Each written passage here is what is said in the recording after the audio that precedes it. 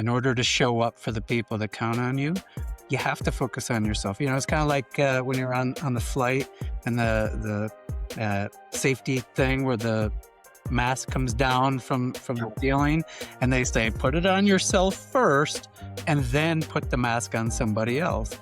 That's kind of the analogy here, right? You have to be in the best place physically, spiritually, mentally that you can, or you're not going to show up for those that count on you. Welcome to Under Pressure, the podcast about becoming better men when it counts. I'm Cody.wav. And I'm Brian Alfaro. Each week, we have honest conversations about building businesses, leading families, carrying responsibility, and the pressure that comes with trying to do all of it well. If that sounds like your world, you're in the right place. No hype, no pretending we've got it all figured out, just real stories, real struggles, and what we're learning along the way. Let's get into it. What's up, everyone? Cody, what's up? Hey, we're back again. Good to see you, bud. Yeah, great to see you. Got a fun recording planned for today. We've been talking about lots of great topics, getting lots of great feedback from our audience. And, I love the sort of emphasis of this conversation, or I should say the start of this conversation. We have a great guest on today. We have a good friend in our network, Tony, who had been a fan of the show, I would say, maybe our first fanboy, I should say. Reaching out to us, telling us, he really appreciates the content we're sharing some great nuggets and some inspiration and some messages. And, he brought up some great points. One of the things we haven't really talked about much on this show yet, Cody, we've kind of alluded to it or hinted at it, is self-development. When people think about self-development, they think potentially about physical stuff, working out, going to the gym, of course, mental stuff, and also spiritual stuff. But the one thing we haven't really talked about, we've alluded to how important self-development is just in life. And if you're being a husband and your dad or an entrepreneur or in a leadership position. But we haven't talked about sometimes how when you get to a certain point in life, and I don't know where that point in life is for every person, it's different.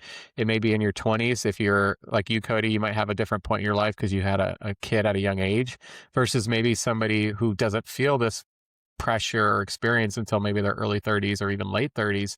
But you get to a point in life as a man, or at least I feel like I've gotten to this point where sometimes you can feel kind of guilty prioritizing yourself and guilty prioritizing developing yourself along the way, because it's much easier to do when you're by yourself. So I think having Tony on today as a guest on the show to talk about this very topic, it's going to be a lot of fun and a lot of value to the audience.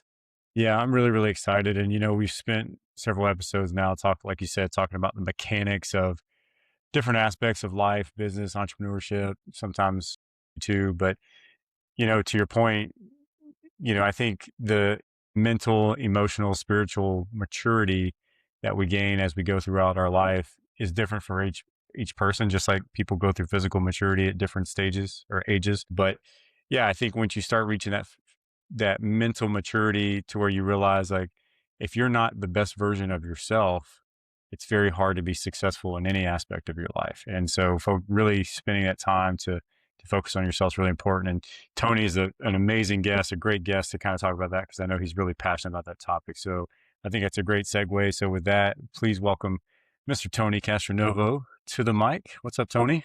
Hey, thanks, guys. Appreciate being here. Yeah, and excuse me for drinking, but I see that we got to do our quick cheers. We're here virtually, but we all got our drinks. Yeah. Well, Tony, you're making history here. You're the first virtual guest we've had on the show so far. So kicking it off right, man. Glad to have you. Hey, from Park City, Utah. Boom. One of my favorite cities, but we won't get distracted talking about that. So Tony, we've been exchanging some messages about this topic, and, give us a little color, a little insight. You don't have to talk too much about your background, but you've got some, I would say, pretty powerful stories to share with the audience about maybe some examples of things you've had in your life where you almost had to make a choice between self-development or maybe your family.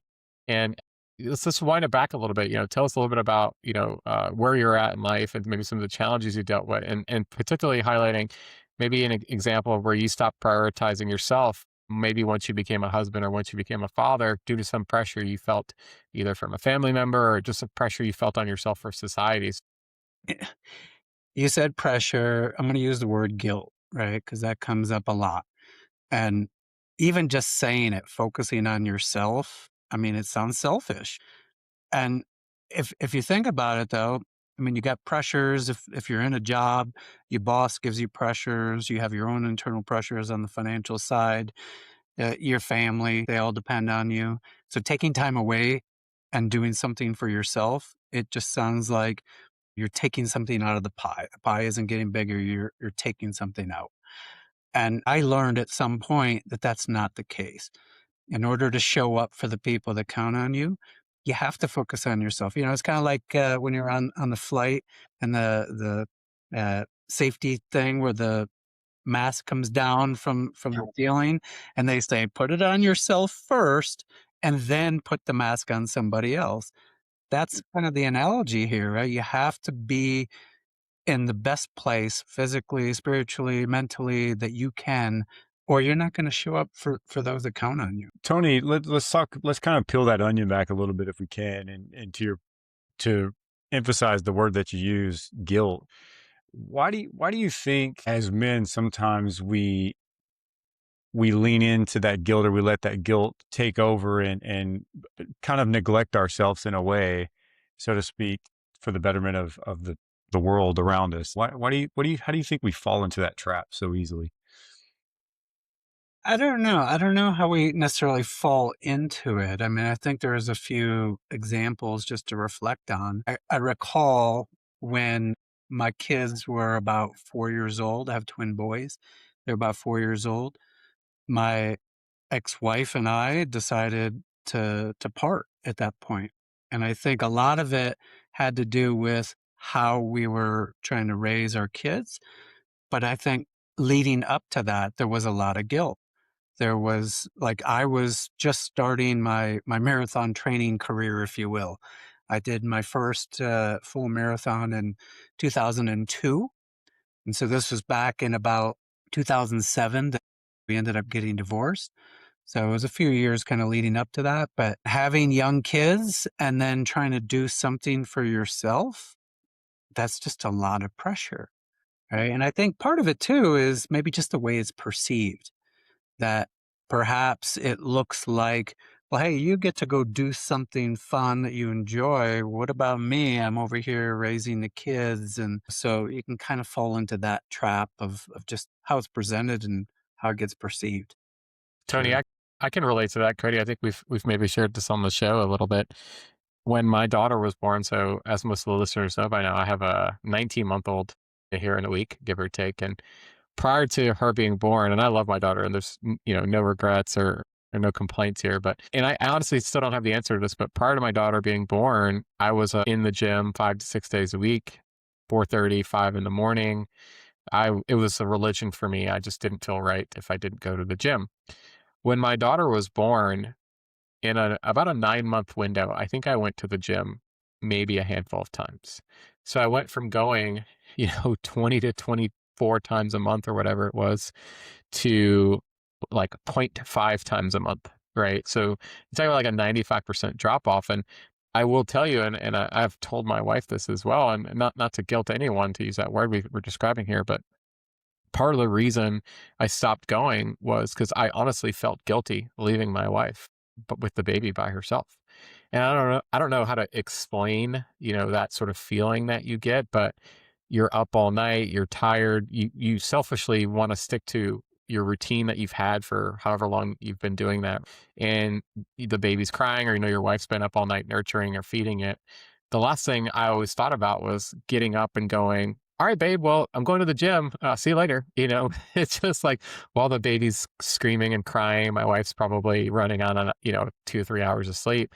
It felt really selfish for me personally. And I'm not saying there's a right or wrong here. And if you do that, again, I'm not saying that's wrong, but the feeling that I felt personally was a feeling, I felt like it would be a very selfish decision to try to continue the routine that I had prior to us having a kid, as if our life had not had some major change. And as our daughter's gotten older and got a little better, we've learned through some struggles and some trials and tribulations to start to find ways to have each other have their own creative time to do their own things. So, I'm still not going 5 days a week like I used to, because there's still things that my daughter kind of deals with in the mornings. Growing pains and teething is sometimes she does wake up at times that make it challenging, but we've started to have more trips. Like she's going on more girls trips. She has usually one day a week where she's out with the girls. They might be doing book club. They might be doing Bible study. They might be doing girls night, just eating and having some drinks at somebody's house.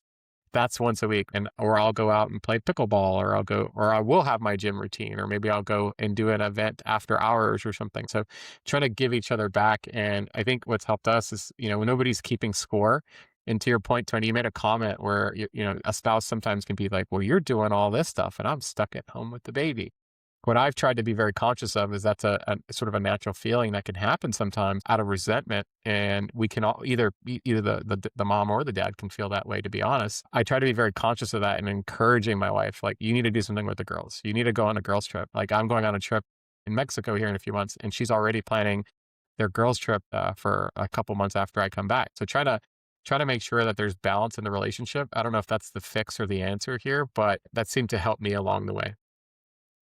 Yeah, Brian, I think what you're kind of alluding to, and I think back on a conversation we had a few weeks ago where your identity changes with different circumstances in your life. When you step out of your comfort zone, you become a new father, you become a new job sometimes, new business, whatever it is. Tony, in your case, you talked about your marathon running, which, by the way, you didn't tell the audience that you've done like a It's million incredible. a million of these things already. You got to have a record by now. So, but I think what ends up happening is when you start taking on these additional responsibilities and these new identities, you can lose yourself. You can lose your true identity inside those responsibilities. And oftentimes that leads to burnout or that feeling of neglect for yourself, which obviously plays a huge impact on who you are as a person. And so, Tony, I don't know, that's got to sound pretty familiar. I've got to imagine that there's been probably many of those emotions and feelings along the way throughout some of those challenges, especially after a divorce. I can only imagine how difficult that must have been. Yeah, definitely. And I won't drag you through too much baggage there, but just, to kind of string the story along a little bit. So then after a divorce, you use the word resentment, Brian. I think that there was a lot of resentment, and my ex tried to make things really difficult for me, knowing that that was something that was super important to me. And so I won't tell you all the things that sabotaged or tried to sabotage that. I will just say this, that I found creative ways to keep that passion alive, to keep something that was important to me front and center, never losing sight of taking care of my kids. In fact, honestly, I think I became a better dad after the divorce. I mean, when my kids were with me, I mean, it was all them. And they learned too, just by observing that, over the years, doing hard things and staying committed to something, keep showing up, all good messages for when they were going to be faced with something very challenging. And they're in college, graduating from college. They've been going through tons of challenges, and trying to stay the course is super important for them right now. Sure, sure. And correct me if I'm wrong, but I think you remarried. You have a beautiful wife now that you've been with for many years, and you guys have had a great life. And I'm sure that's been a huge positive impact on not only you but your children as well. Just to see you happy and living a great marriage and such. So Yep. congratulations. Blended families, that's a whole other podcast. Yeah. Well, Lots of stories there. I want to highlight something you said, Tony, I think is really important. Like your kids are always watching. So, not forgetting that. For anyone who's not following along, we wrote an article about this on our blog. We have a blog called The Forge newsletter. For anyone who's listening, please go sign up, forgingbettermen.com, where we talk about a lot of topics that often end up on the show. The blog that I wrote was Do Business Like Your Kids Are Always Watching. And that just doesn't have to do with business in general. That has to do with life in general. So the idea that your kids are always watching, whether you're a single dad or single mom, or you're divorced, or you have a household you've been blessed to have a household that stays intact, doing things, like you said, Tony, that are hard, and doing things, remembering that when you have challenges in life, that your kids are always watching. they're watching to see what you're passionate about. They're watching to see if you're staying disciplined on the things you made promises to yourself and promises to others on. They're looking, at your consistency. Like if you said you wanted to do something, are you showing up like you said you would show up and keeping your word? Like doing all those hard things that sound easy, right? But showing up, doing the hard things, being passionate about it, being disciplined for your routines. Those things tend to have a strong imprint on your kids that you don't really sometimes start to see until they're the age of your kids, college, high school, early college, late college. And you realize like, man, that thing I've been running now, you said 2002 for almost 25 years, but that consistent marathon running, the training, the perseverance, we've been friends for a while now. We've seen some of the injuries you've had, and you have these crazy injuries that would totally cause me to quit because I'm just not that kind of runner. You just, you have your 6 months of healing or whatever it takes. And then I see your Facebook update and you're running 25 miles again. I'm like, holy cow, Tony is committed as can be. So can you talk a little bit about that topic in particular, Tony? What are maybe some things you've seen or some lessons you've learned about continuing to do those hard things with the emphasis that your kids are always watching and there's an impact there? Yeah, I think we could say it's hard things. I really like the part about just kind of staying the course, showing up when things get difficult, finding ways to get creative and not just give up and go try something else. But if it's really important, find a way around it, right? Hmm. And that's just part of living, growing up, and being able to adapt and pivot and try to find creative ways to solve problems. So if I step on a rock in the middle of the night and break my foot and get stuck in a national forest with no communication for 3 hours, Sounds like a real story. you know, there's a way around that, right? And that's not the end of it. Was it rolling down the mountain? No, but it was unfortunately 4 miles into a 24-mile run. And I had learned the hard way that there is no cell service in the national forest. Oh. So I had to wait until somebody found me. 3 hours, man. Yeah. Yeah. Well, like you said, man, that ability to kind of overcome that adversity and persevere speaks a lot about your character. And you're absolutely right. I mean, your kids watch and observe from the time that they're infants all the way up until they're young adults, and hopefully your kids continue to have that close relationship with you as young adults, but they continue to watch your behaviors, and oftentimes they mimic a lot of your behaviors. We've talked about that as well. But Tony, in particularly related to your training for marathons, which is, I'd imagine, kind of a year-round training. I mean, you never seem to stop, and we follow you closely in your photos that you're always posting. But what do you think your kids value more or appreciate more? Does it do you think they appreciate the consistency more than the outcome, more than the success, or very similar to what you do when you're training for your marathon? You may finish one race 4 hours, you may finish another one 3 minutes and 35, whatever it is, but it's more about the consistency and the work that you put in to get there. What do you think is more important for them as they watch you go through that? I might have had a different answer a year or so ago, but after Brian, I think you said like almost 25 years.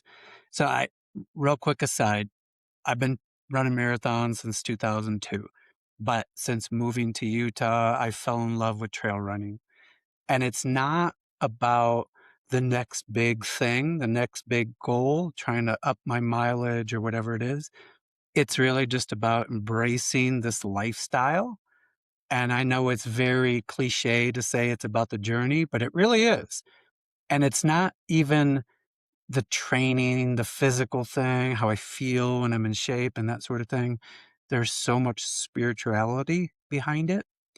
So the reason why I said I might have answered it differently a year or so ago, I forget when it was, a few months ago maybe, or late last year, I hired a coach because I figured it's about time I figure out what my why is. And I had previously signed up to run a 100-mile trail race with like 16,000 feet of elevation. It was never a goal, but I want to do it. For some reason, I just have this thing that whether I complete it the first go or not, it doesn't really matter. Just the journey, the transformation to get there.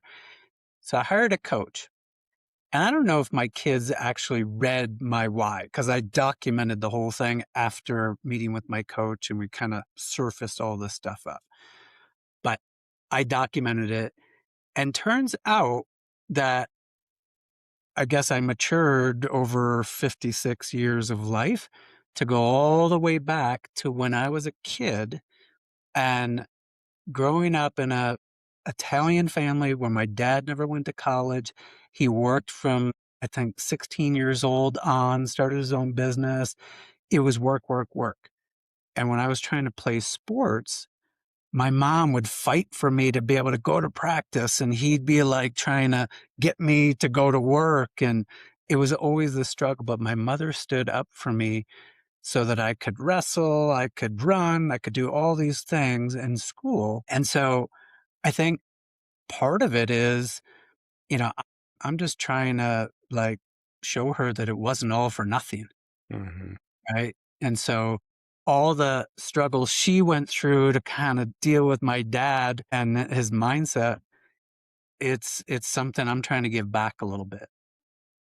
That's pretty Wow. powerful. That's awesome. And I appreciate you sharing that. And I think back as you were describing those experiences, and it just reminds me of some of the mentoring and coaching that all three of us have benefited from, and some of the most successful entrepreneurs or people that we know, coaches in whatever respective sports. There seems to be a common theme of it's not so much the outcome or the goal that's important. It's the standards you set and the habits that you create for yourself and the process of becoming who you need to become to reach that goal. That's more important. And I think, that's what I was reflecting on as you were describing that, because it's exactly what you alluded to. It's going back from being early childhood and just showing up for the practices and doing all the little things consistently with discipline, and letting that transpire into now you're training as an adult for all these marathons. Cody, you said something really important. I think the kind of a theme here too is a lot of the things that you're doing, Tony, I would argue are very uncomfortable. When you, especially probably when you first get into running or just the process of getting injured, I would imagine you've had some injuries that have knocked you out for days, weeks, months, maybe even longer than that, where you wanted to run, but the doctor said, Tony, don't you dare step on that, don't you dare step on that treadmill. Don't you dare step outside to run. Life is sometimes uncomfortable. And a lot of the journey and the success that we have along the way comes from getting used to getting uncomfortable. Right. But, society today, and we see this a lot with our I have a daughter, she's much younger now, but I still see it when I look around. There's a very big emphasis on like comfort culture, and a lot of people are scared to take risks. And the bigger thing too is a lot of people are afraid to fail. You mentioned a minute ago this 100 miles, 16,000 elevation. You said it didn't even matter if you made it past the first sort of first tranche, because you now understand that it's more about the journey of who you became along the way to get to there, to even start the run, and the understanding of why you're even doing it, so that that failure isn't as important to you as maybe even a year ago, which is a pretty powerful message to think about. But just doing hard things, getting uncomfortable. What are some things that you've learned about that topic in particular, and maybe that you've shared with your kids, that have helped leave a positive impact on them, your journey along the way? Yeah. Lately, I've been doing, what do I call it? Adversity training. Because as I think about this idea of running 100 miles, there's a lot of things that are going to go wrong.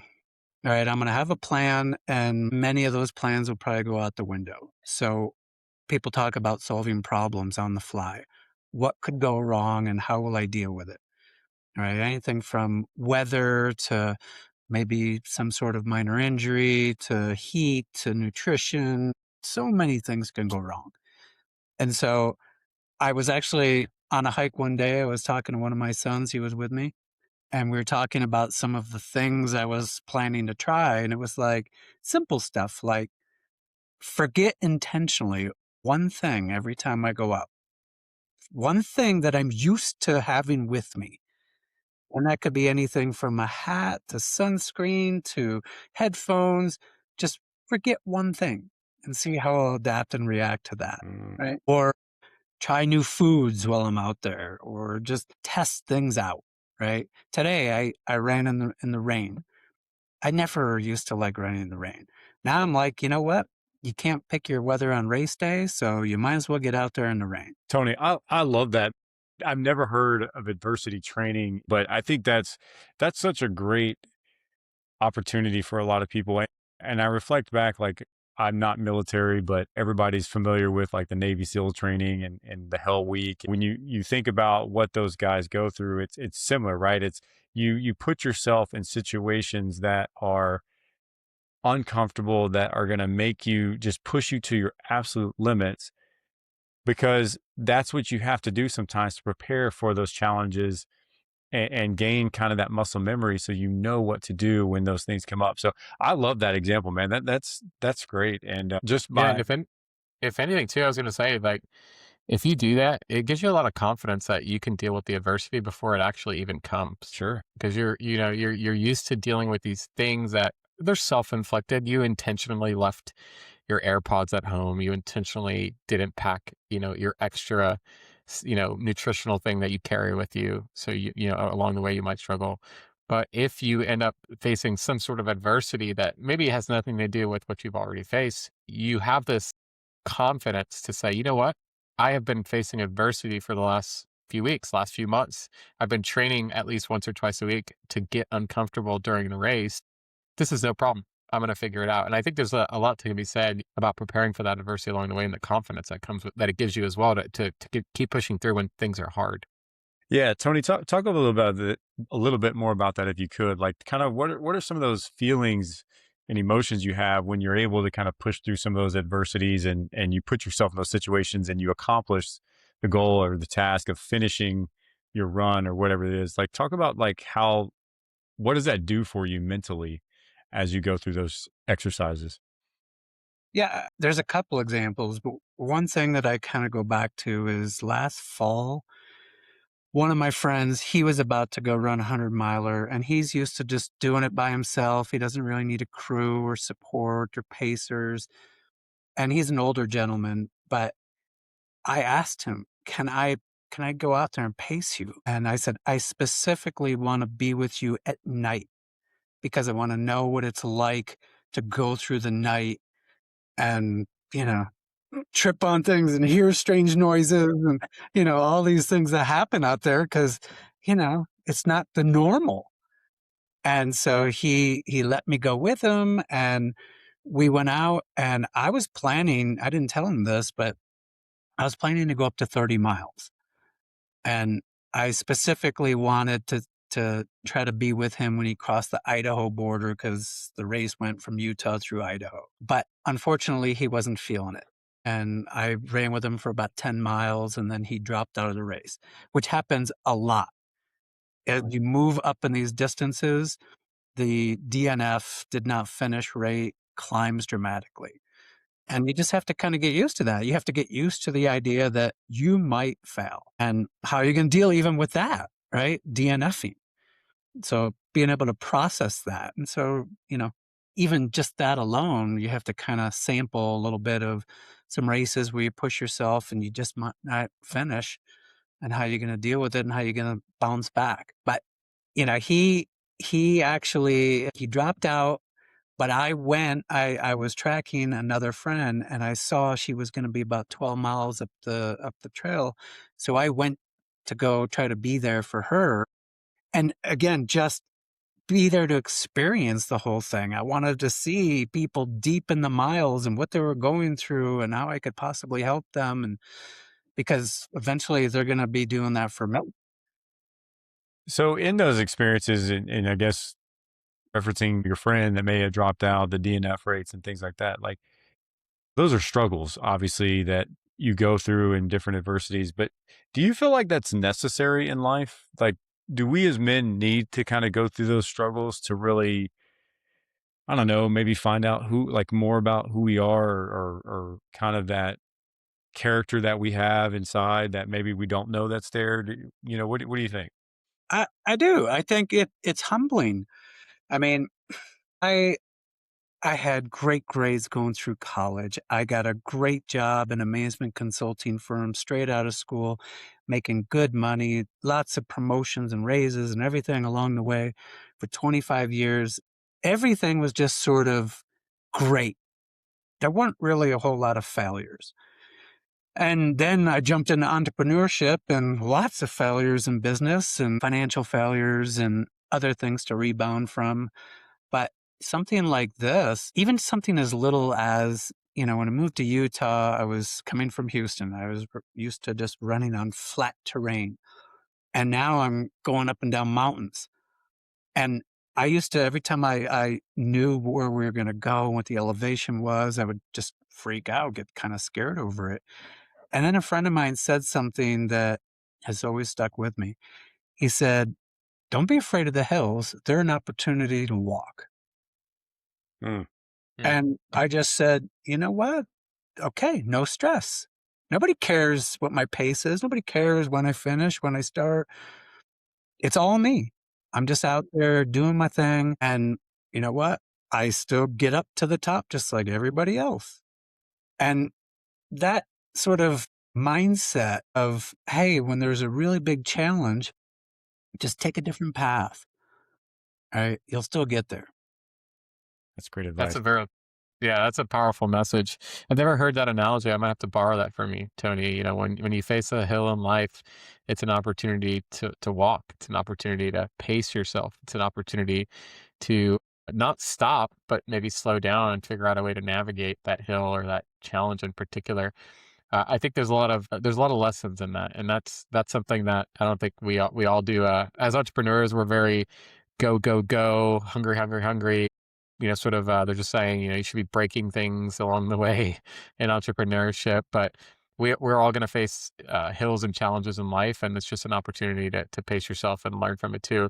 And you said another thing I think is really important to highlight too, as well, Tony. And Cody had asked a question about, do men need to feel some sort of failure? Do men need to feel some sort of challenge? And I would agree, of course. I do think that there's a problem, I think, if life is too easy, if everything, especially now, because very fortunate enough, especially for the three of us, I would argue that our kids live a life of abundance, at least compared to maybe 50 years ago when things were much different. I mean, with a smartphone in your hand, you could literally become a millionaire if you wanted to. Just that's all you need is a smartphone, which is absolutely insane. So I'm not saying it's easy, but it's possible. I would argue our kids live a life of abundance, and because of that, there are more kids in the world and more generations that are younger than us that I would argue maybe haven't faced a lot of challenges in life. They're afraid of failure.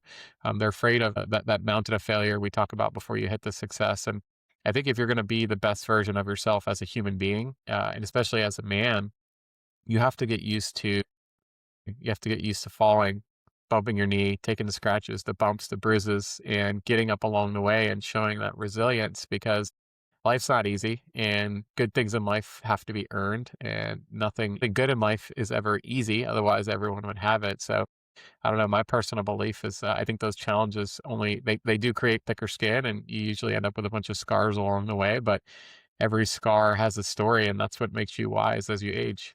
There's a shift in our mentality, I think, to your point, Brian. It's where people often avoid that risk of failure for fear of lack of self-worth, or letting people down, being judged, what others are going to think about you, right? But what in turns happen is a lot of people, especially a lot of men, find themselves end up being depressed or unhappy with kind of their life and what's happening, and they wish they had more. And I heard somebody, I forget who said it, but it was a really remarkable point, is people in those situations, they're not depressed or disappointed with their life because things aren't going well. They're disappointed because they're not really living up to their full potential, right? But how do you know if you're living up to your full potential if you don't get out of that comfort zone? And I know, Tony, in your case, I can only imagine the type of grit it takes to get up and go try to run, 26 miles, much less 100 miles,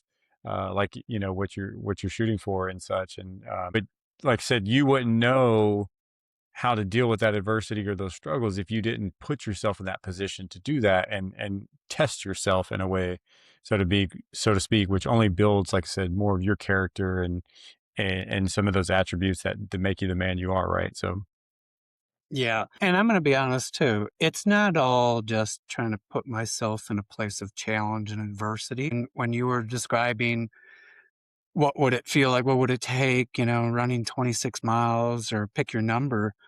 I mean, I'm personally disappointed when I can only go 10 miles, 12 miles, whatever, not because of the distance in itself, but because I love being out there. And, absolutely. and that's something that I discovered by moving some noise is that I want to be outside in the mountains somewhere where I can just kind of be by myself. And, there's a little bit of risk too. There are, there are predators out there and, I've come across moose, there's mountain lions out there. Thankfully, not a whole lot of bear in Utah, but I mean, there's always a risk of running into something, right? Or getting injured out in the middle of nowhere. But that's part of the excitement of it, part of the adventure. And when I said I had to kind of remove some noise, I made a big change in, I guess it was 2021. I left my consulting job that I had had for 25 years, making great money. Life was good. Took a chance. Went into entrepreneurship. And what I learned along the way there is, I think some of the things you guys have talked about in previous podcasts about like really watching your time, protecting your schedule. And it's funny that my long run where I'm gone all day in the mountains is Tuesday. It's not Saturday, it's not on the weekend, it's Tuesday. And I don't know when that started, but a lot of my colleagues and friends are like, "How do you break away on a Tuesday?" I was like, "That's just my day." And everything else is a no. And I focus on that opportunity. And so just stepping away from the noise. I mean, right now I probably make half the money I used to make when I was in the heyday of consulting. It works. Lifestyle adjustment. And now I just have time and flexibility.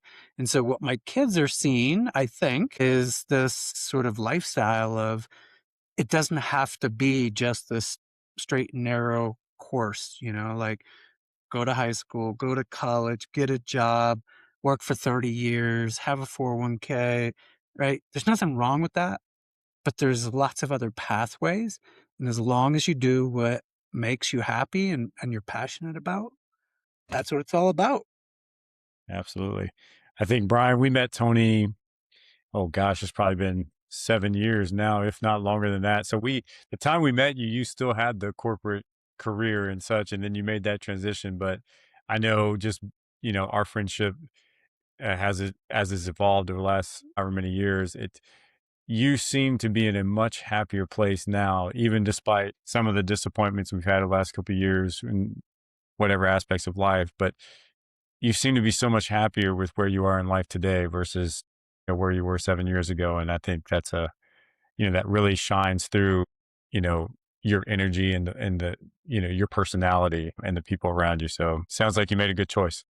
Yeah, I think that emphasis of always working on not only your body but the mind and the spirit as well. And we have, Cody and I recorded an episode about the provider trap, men who only focus on money, only focus on being the best provider, making as much money as you can. Yeah, you have nice house, nice car, kids are in private school, bank accounts looks nice, good 401k, but then you have everything else in your life is potentially in shambles. Or you're missing out on the opportunity to be the best version of yourself that's not money related. Your mind and your spirit aren't clear. So I think it sounds like you, Tony, you figured out that for you, you get a lot of personal fulfillment physically, mentally, spiritually by being outside, feeling the fresh air, feeling the sun hit your face, sweating, physically challenging yourself, setting a goal. And even if you missed that goal, you still had a goal and you aimed for it and you went for it, and you might be disappointed you didn't finish the race, but there's also a lot of personal fulfillment just from trying, because a lot of people just don't get up and try. So I think that message of working on your body, mind, and spirit, and focus on trying to find a way to make sure you have that mental clarity. Took you almost 50-ish years, give or take, to kind of find it. But as they say, there's no such thing as too late. Absolutely. Absolutely. And I'll say this too. So we made a big sort of professional change back in 21, 22, but then we made the big move from Texas to Utah in 2023. And that was just one of those things where we were trying to ride the bubble of the whole Airbnb space and being in real estate. We thought, oh, how cool will that be? We're just going to have this place. We can go visit it. It's always going to be occupied. It's in a resort town. We kind of missed that short-term rental bubble. And then we were faced with, okay, we're managing this property from whatever it was, 1,300 miles away, and it's not really financially doing as well as we thought. We could sell it, but then the thought of that, I was like, are you kidding me? We've been trying so hard to get to the mountains. Talking to my wife, she was like, okay, let's make the move. Let's make that our permanent home. And Texas is, no longer. And that was a lot of support that I got from her to be able to do that. We had to pack up and leave the kids. But now they love to visit us, and we have a great place to get them to experience something they probably never would have experienced. Winters in Salt Lake are much more pleasant than they are here in Texas. That is for sure. So, It's been a lot of fun. but let's talk about that too, Tony. Your transition out of the corporate career into the entrepreneur world, and then the transition from relocating from Texas to Salt Lake. Each one of those transitions, you probably left a network of people that you associated with for so many years, that you were close to, that you probably had strong friendships with. And as you changed those different aspects of your life, I would have to assume or imagine that some of those people in that network may have gone, or maybe you shed them for whatever reason. And I bring this up because I feel like as we get older, I feel like, especially as men, I don't know about you guys, but I find it harder sometimes to make friends as we get older. And I don't know, not because I'm not personable or I don't want like being around people. I love people. I think it's just more of, it's in this transition of really working on yourself and really making that a priority. You start to realize that the relationships you have that are close to you play a huge role in your own self-development, in your own character building, so to speak. And sometimes it's a positive. Hopefully most of the contacts you have in your network are positive, but also there's probably some that you realize like, hey, maybe this person, they're a good person, but they just don't really align with my values and the direction I'm going in life. And maybe they might be holding me back from really trying to really work on myself and become the man I want to be. And speaking to that, have you ever found in those transitions, Tony, where you may have lost some friendships, or you kind of started to, like I said, maybe remove some of those relationships you've had, and did that play an impact on you or take a toll on you? Yes, but you start to realize where the true friendships are, because the whole out of sight, out of mind thing can be easy. Hey, Tony moved away. So, okay, it's nice being friends for a while when you're here in Houston. That's easy. But the people who were much deeper friendships, they reach out, they find ways to connect. In fact, I've got some friends from the Houston area that they visit us quite often. I visit them when I come to town and I'm running the marathon. I literally sleep in their son's bed. And they really put themselves out to be able to extend their friendship to me. And same thing, my wife goes to visit. She's always got a place. So there's some really deep friendships there that you don't even realize until you make a transition. The corporate world, that's another convenience thing. You're friends with people because you work with them. That's pretty easy. But when you leave your job, the people who are really good friends are going to still find ways to be there for you, and vice versa. I mean, you got to reach out to people and stay in touch, and you got to work on relationships, period. But I Yeah. think here's something too. I was chatting with my sister over the weekend, and you watch your parents grow old. And my mom actually lost my dad, I guess it was 15 years ago now, and her life was my dad. And then she didn't really have social activities or anything like that. So where is her friend base now that she's in her 80s? She's got some friends, but it's hard. It's really hard to make friends and have a social life at that point.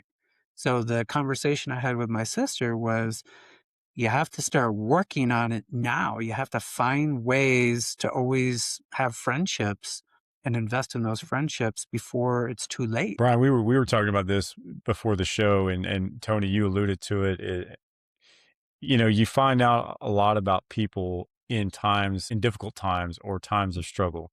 You really discover a lot about somebody's character through those times. And you've shared many of those behind off mic here with us, but I've got to imagine that through those struggles, like you said, you've come to understand who some of those people are in your life, but you probably forged a lot of stronger relationships with those who stuck with you and that were there by your side and really didn't waver regardless of what you were going through. And I think that's something as men we absolutely need. We need those strong relationships that we can rely on too, that bond of people that we trust and that we can go to that really align with our values and make us better people as well. I mean, what do you think? Yeah, I think it's kind of funny when you think about it. As men, as we get older, especially I've noticed this, especially when you get into parenthood, and then you get a little older and you're in your 30s and your 40s. You have, as Tony mentioned, kind of your work friends, but it seems like a lot of the friends you end up making often are people that are going through a lot of the same struggles you might have, because there's something about struggling together in a healthy way, right? We're not talking about let's all get together and do a bunch of drugs and drink. Like that's a different type of relationship we're talking about. But to be able to find a group of people that you form a relationship with, maybe it starts in business, maybe it starts at church, maybe it starts through a networking event. Who knows? That you have some synergies, you have some things that you and the other person just align with or get along with, but the struggles and the challenges seem to be something that I notice often bring you back to a lot of relationships. It's interesting because Cody, you and I started this show, I would argue, because you and I were both going through some challenges. And, we sat down, we're like, hey, man, you going through this too? It's like the Spider-Man meme. We've all seen the Spider-Man meme where like the three Spider-Mans are all pointing at each other, right? It's kind of like that. We were able to start the show and find our voices and hopefully a way to inspire people because of challenges and struggles that we were going through. And I think with friendship in particular, it is an interesting, we're not psychologists or scientists or whatever, behavioral therapists here, but there's something about men when things are hard and the going gets tough, as they say, we seem to form stronger relationships with people that are also going through that struggle, that have that sort of shared journey. And I don't know why that is.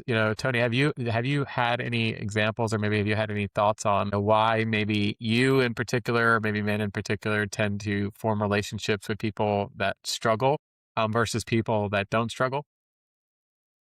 Yeah, I don't know if it's just isolated to men. I think that's just people in general, right? I mean, years and years of waking up at 4 o'clock in the morning and going out in the dark and running 20 miles with, a handful of friends. That was kind of sharing the what do you say, commiserate together, right? I mean, we were going through something that was hard together, and we got through it together, and we're able to celebrate and so forth. Um, but on the flip side, when there are some real hard challenges, let I'll just be transparent here. I mean, we're all in real estate. Real estate's been very tough for the last few years. And when you're out there working with investors, and everything's wonderful when you're making money for people. But if you've ever lost an investor's money, I mean, that's heartbreaking. And the real friends of mine that came forward and said, look, Tony, I mean, I've been doing this with you for many years. We've made money together. We've lost money together. It's nothing on you or your integrity. It's just business, right? It's an investment. It's got risk base to it, so it's unfortunate, but we're still friends, and we'll always be friends, as opposed to some other people where it's like, hey, you were my friend when we were making money. You didn't make me money now. So, and that's literally happened. And it's just been heartbreaking to see that, because I really thought that there were some friendships that would never be broken. Yeah. Yeah. Well, they say what friendships are formed in a foxhole, right? And that's where like you said, it's going through those difficult times where you really find out a lot about how deep those relationships lie and how close they are to you and who your real friends are. And it's unfortunate those circumstances happen. And, it's unfortunate that you lose relationships in those. And sometimes there is a positive outcome to that as well, right? You find out really, like you said, who's going to ride or die with you, so to speak, and who's going to be there to have your back, regardless of what you're going through. And I'm sure vice versa, you would do the same for them, right? Well, it's been a great conversation, guys. We've talked about some really great stuff today. Tony, I want to thank you again. You've added so much value to the audience. And I love hearing the analogies between running and hard things in life and how the struggle can help you become a better person, become a better man, become a better husband, become a better father. And also the emphasis of you have to work on yourself first. You can never stop working on yourself. You can't lose yourself because if you're trying to be an awesome leader at work, an awesome entrepreneur, the best dad in the world, the best husband in the world, but you're not working on yourself, you're never going to accomplish that goal. So I think that's a message that resonates with everyone. It's also a timeless message, whether you're listening to this in 2026 as a year of recording or you're listening to this 10 years from now. That's a message that never changed. So I want to say thank you to you for bringing that up to Cody and I and exchanging some message with us and sharing your passion for sharing that message with others, because I think it's one that's timeless and won't go away. I totally agree. And I think for me, Tony, the takeaway here is it's such a great reminder of you can't be the best version of yourself if you're not constantly working on yourself. You can't be the person you need to be for your friends, your family, your job, or your business, whatever it is, unless you're willing to dedicate that time you need to really work on yourself to help you become a stronger man, a better man and such. So really, I've always been inspired by you, Tony, and I've really valued our friendship over the years. I know Brian agrees with that. And we're really blessed to call you a friend and have you as a friend. And so we appreciate your time and your openness and your vulnerability here, and look forward to seeing you push through that long finish line at that 100-mile mark. Yeah. And Tony, real quick, tell the audience, anyone who wants to get a hold of you, I know you do some coaching as well. And obviously you love, if any of our audience are runners and they just want to connect with you and talk shop, so to speak, what's the best way for our audience to get a hold of you? Yeah, absolutely. So maybe the coaching website is the best to go to, or my coaching email. That's Tony, Tony, at Grit to Growth with hyphens in there. So grit-to-growth.com. Same website. And I'll also say this, thank you guys for putting this together, not just this episode and this show, but this whole platform. I think it's much needed and vulnerable for you guys to kind of put it together and do everything that you're doing with the newsletter, the podcast. I'm happy to be a part of it and hope this stays for many years. Well, cheers to that. Yes. Just one last cheers, guys. Cheers, guys. See ya. Appreciate you being here with us. Stay connected by joining our weekly newsletter called The Forge, delivered straight to your inbox with thoughts on business, work, family, and becoming a better man. Make sure to check out forgingbettermen.com to sign up. If this show hits home for you, then hit the follow button and leave us a review to help us reach more guys who would benefit from it. This is Under Pressure.